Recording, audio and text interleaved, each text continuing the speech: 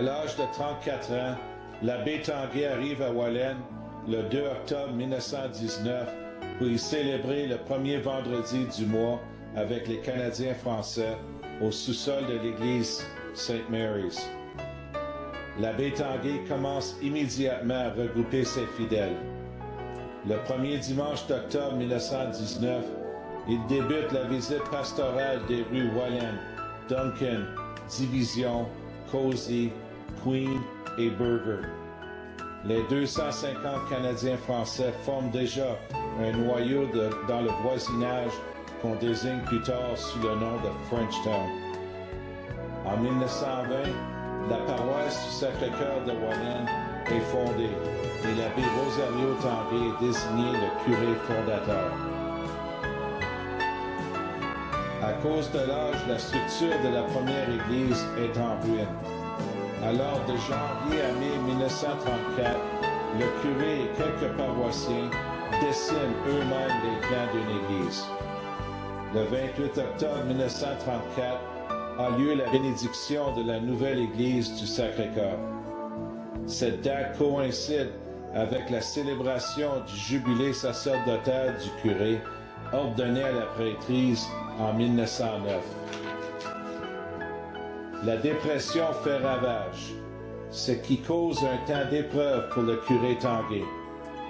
Dû à de lourds travaux, la santé du curé devient chancelante. Le grand fondateur meurt subitement le 27 juillet 1940 à l'âge de 55 ans. Son corps repose dans la crypte du séminaire à Saint-Hyacinthe. Une stèle funéraire fixée dans l'entrée de l'ascenseur de l'église Sacré-Cœur perpétue son souvenir auprès de ses anciens paroissiens.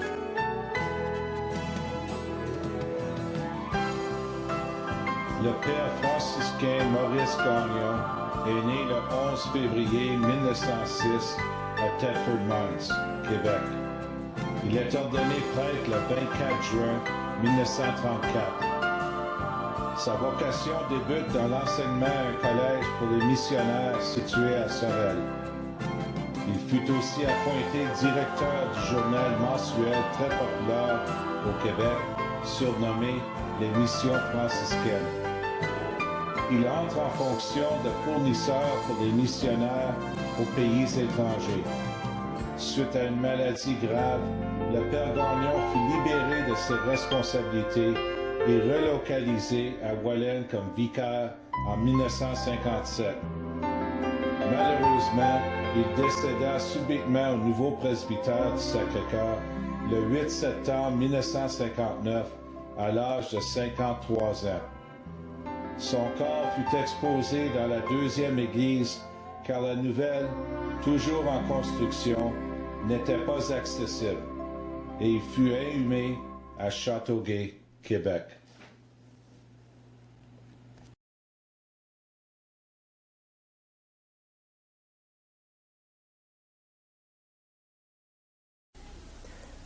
J'ai reçu par téléphone hier midi la nouvelle de la mort du père Robert et cette nouvelle m'a glacé. Elle m'a surpris, elle m'a étonné. Elle a créé pour moi un vide que je vais prendre quelque temps à combler, je pense bien. Ça a été pour moi l'image d'une perte pour notre Église catholique, une perte pour notre paroisse qui s'était habituée à lui depuis 2 ans et demi. Mais pour moi, c'est plus que ça. C'est un ami que j'appréciais beaucoup parce que lui, le premier, m'avait apprécié beaucoup. Robert Farley, curé de la paroisse du Sacré-Cœur, est décédé à Ottawa le 25 novembre 1980, à l'âge de 55 ans. Le père Robert Farley avait un très grand respect pour ses paroissiens. En voici un témoignage. Alors, quand on parle d'impression dans la paroisse, on se répartit parfois à faire des comparaisons. Et je pense que toute comparaison est odieuse. Hein. Alors, c'est évident qu'en arrivant à la paroisse du Sacré-Cœur, comme tous les franciscains qui m'ont précédé, on arrive toujours à la paroisse avec une certaine peur, une certaine crainte, parce qu'on ne sait pas à qui on a affaire. On a vécu dans une autre paroisse où on a connu toute la population. En arrivant à Wallonne, c'est toujours la même impression qu'ont ressenti la plupart des curés, une certaine crainte en arrivant. Mais cette crainte-là disparaît très vite et très facilement, surtout en rencontrant les gens, les Canadiens français qui viennent à la paroisse du Sacré-Cœur et qui se montrent extrêmement sympathiques, accueillants, respectueux du prêtre et qui sentent le besoin de nous parler puis de nous exposer leurs problèmes comme leurs joies. Et ainsi, ça nous donne extrêmement confiance et ça nous aide à nous adapter le plus vite possible. Et surtout, je pense bien que la réputation de la paroisse du Sacré-Cœur, ou du moins dans notre province franciscaine, nous autres, ici dans l'Est du Canada, est considérée comme l'une des plus belles paroisses que nous pouvons avoir, autant au point de la qualité des personnes qui la fréquentent, comme Canadiens français, autant aussi au point de vue générosité. Parce qu'il est très rare quand même qu'une paroisse puisse se dire que lorsqu'il y a des besoins qui se manifestent à l'église ou à la paroisse ou pour différentes associations, différentes organisations, les gens répondent d'une façon enthousiaste, au-delà de nos espérances. Et on peut dire que la générosité des gens de la paroisse du Sacré-Cœur est devenue presque proverbiale, ce qui fait l'envie de bien d'autres confrères franciscains qui tiendraient à venir à la paroisse du Sacré-Cœur. Et comme je n'ai pas choisi de venir à la paroisse du Sacré-Cœur, mais qu'on m'a suggéré de prendre la chasse pastorale de cette paroisse, je pense que je n'ai rien à regretter.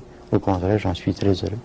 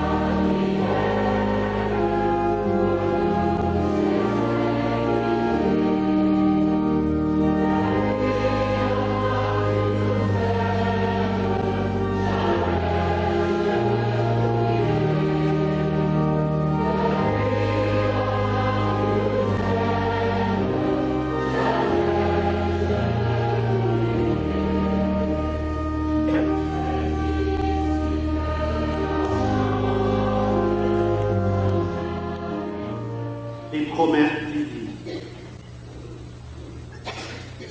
Au revoir, Louis.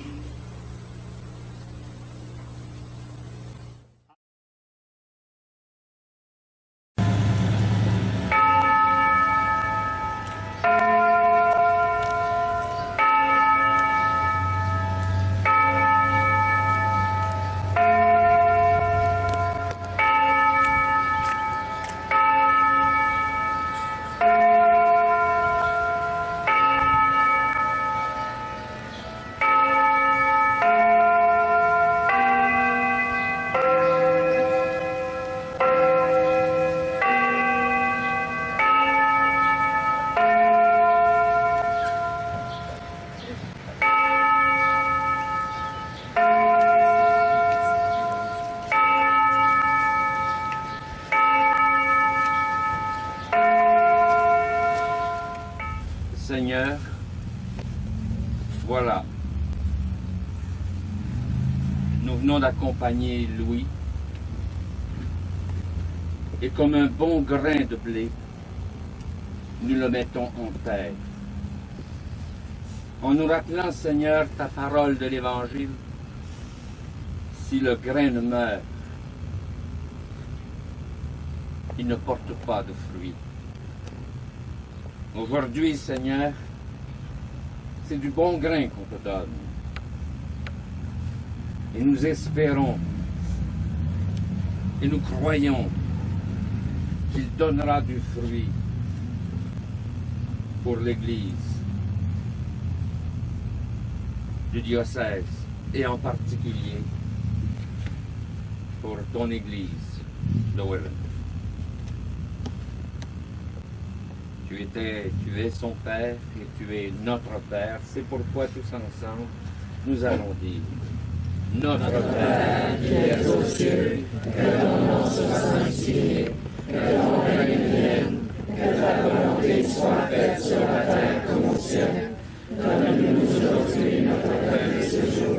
Pardonne-nous nos offenses comme nous pardonnons aussi à ceux qui nous ont offensés. Et ne nous soumets pas à la tentation, mais délivre-nous du mal. Amen. Qu'il repose dans la paix du Christ. Amen.